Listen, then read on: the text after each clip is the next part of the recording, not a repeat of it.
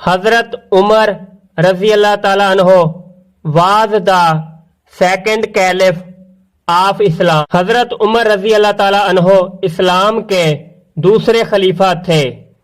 He was born at Makkah in a noble tribe called the Quraysh. آپ رضی اللہ تعالیٰ عنہ مکہ کے ایک عالی مرتبہ قبیلہ میں پیدا ہوئے جو قریش کہلاتا تھا. He received the title of Farooq after the embraced Islam. آپ رضی اللہ تعالیٰ عنہ کے اسلام قبول کرنے کے بعد آپ رضی اللہ تعالیٰ عنہ کو فاروق کا خطاب ملا. He was one of the very few persons in Makkah who could read and write. آپ رضی اللہ تعالیٰ عنہ مکہ کے ان چند اشخاص میں سے ایک تھے جو لکھنا پڑھنا جانتے تھے.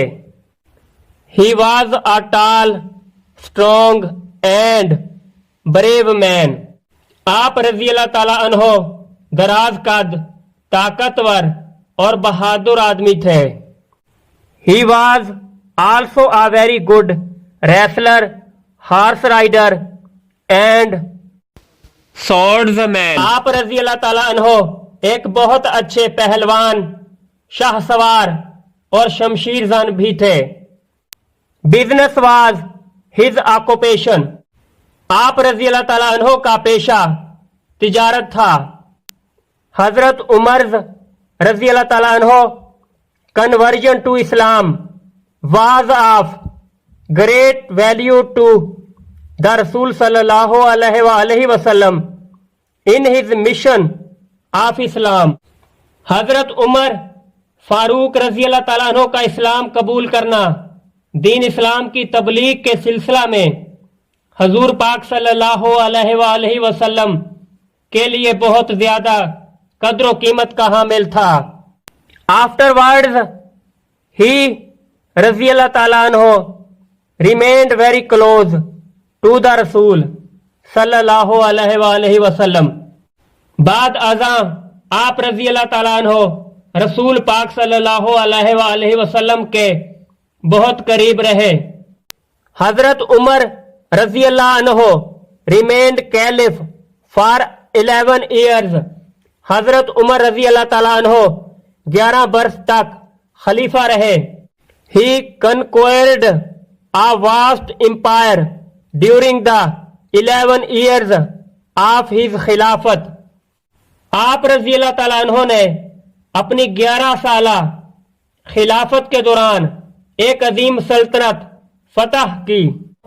He introduced a great system of administration which served as a model for the Islamic world. آپ رضی اللہ تعالیٰ عنہ نے نظم و نسق کا ایک عظیم نظام متعارف کرایا جو دنیا اسلام میں ایک نمونہ کے طور پر کام آیا. He introduced many reforms during his reign such as administrative courts to investigate the complaints against the offices of the state. آپ رضی اللہ تعالیٰ عنہ نے اپنے دور حکومت کے دوران ریاست کے دفاتر کے خلاف شکایات کی تفتیش کرنے کے لیے انتظامی عدالتوں جیسی بہت سی اصلاحات متعارف کرائیں. He also reformed army, police force and tax system. آپ رضی اللہ تعالیٰ عنہ نے فوج، پولیس فورس اور ٹیکس کے نظام کی بھی اصلاح کی.